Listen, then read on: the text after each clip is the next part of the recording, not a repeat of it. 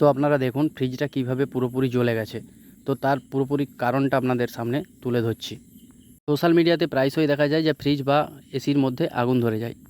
তো তার যথাযথ কারণ জানতে হলে আজকে এই ভিডিওটা শেষ পর্যন্ত দেখুন, আশা করি কাজে আসবে। এখন বাড়িতে ফ্রিজ নেই এমন বাড়ি নেই।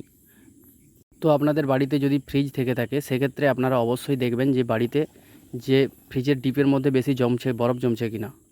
যদি বেশি বরফ জমে থাকে তো এই যে পুশ বটনটা রয়েছে এটা থেকে আপনার ম্যানুয়ালি ডিফ্রস্ট করতে থাকবেন। ডিফ্রস্ট করতে ভুলবেন না, সময় মতো ডিফ্রস্ট করবেন এবং পেছনে জমে থাকা জলটা আপনারা ফেলে দেবেন।